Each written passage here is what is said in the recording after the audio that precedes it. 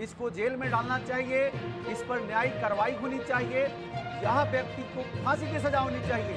ऐसा व्यक्ति जो हमारी बहनों को एक पद पर बैठ जाओ तभी मैं विवाह करूंगी। लेकिन ये तो मेरी चॉइस है ना मिथ्या। राकेश जी, ये मेरी चॉइस है। मैं किस उम्र में मैं शादी करना चाहती हूँ, मैं गृहस्थ संभालना चाहती हूँ किस उम्र में, या मैं दोनों संभालना चाहती हूँ, ये मेरी चॉइस है। ये लड़कियों की खुद की चॉइस होनी चाहिए ना। बहुत अच्छा आपने कहा। अगर यही चीज सभी कहते हुए चले कि मेरा स्वेच्छा का अधिकार है, तो शायद आप किसी को क्रिमिनल ना कह पाए, शायद किसी को आप दोषी ना कह पाए। तो अभिप्राय यह है कुछ चीजें जो है कानून के हिसाब से चली जाती है, कुछ चीजें सामाजिकता के अनुसार भी चला जाता है। ठीक है शैलेश तिवारी जी, आप अनिरुद्धाचार्य के इन शब्दों को किस तरीके से देखते हैं? सबसे पहले मैं सबसे एक कमेंट ले लेती हूँ, ओपनिंग कमेंट बताइए।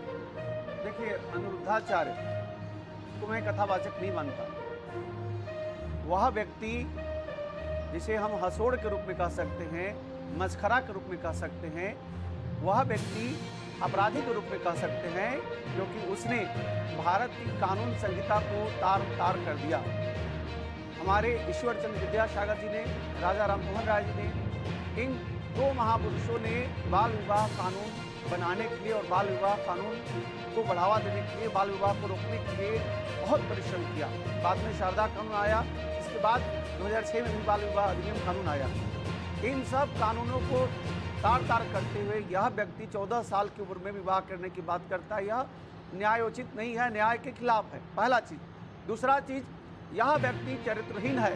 जिस तरह बेटी और बहनों को भरे सभा में कथा के नाम पर जिस तरह मस्करी करता है, लोगों की पर्सनल लाइफ पर झांकता है, उसके 100 वीडियो उठा करके देखिए। सभी वीडियो में वह व्यक्ति कभी भी भगवान का प्रसंग की चर्चा नहीं करता। वह व्यासपीठ को गंदा कर रहा है। इस व्यक्ति की भारत में कथा बंद होना चाहिए, इसको जेल में डालना चाहिए, इस पर न्यायिक कार्रवाई होनी चाहिए। यह व्यक्ति को फांसी की सजा होनी चाहिए। ऐसा व्यक्ति जो हमारी बहनों को, जो यूपीएससी की तैयारी, आईएएस की तैयारी कर रही हैं, जो एमबीबीएस की पढ़ाई कर रही हैं, आईआईटी की पढ़ाई कर रही हैं, जो बहनें बड़े बड़े क्षेत्रों में काम कर रही है, उन सब के ऊपर चरित्र हनन का काम करता है या दुशासन की तरह काम किया है। ठीक है। वह बेटी बहनों को बोलता है कि 4 बार और 5 बार इस तरह मैं तो कह भी नहीं सकता। हमारी भारत की बहनें, मैं उन सबको प्रणाम करता हूँ जो हमारे देश के लिए आईआईटी, आईएएस और मेडिकल की तैयारी कर रही है, जो एमबीए की तैयारी कर रही है, पहले टर्म में नहीं पास कर पाए, दूसरे टर्म की तैयारी कर रही है, तीसरे टर्म में सक्सेस हो रही हैं। उन सब बहनों के चरित्र को पर चरित्र हनन की बात करता है। ऐसे व्यक्ति को जेल में होना चाहिए। ठीक है शैलेश जी, आपने अपना पक्ष रखा। और अब राज मिश्रा जी आप बताइए। ये शब्द कहा जाता था, आप सब लोगों ने सुना होगा शायद, कौवा कान ले, अपना कान नहीं चेक किया, कौवे के पीछे दौड़। सत्य बता रहा हूं, सुना आपको नहीं सुना?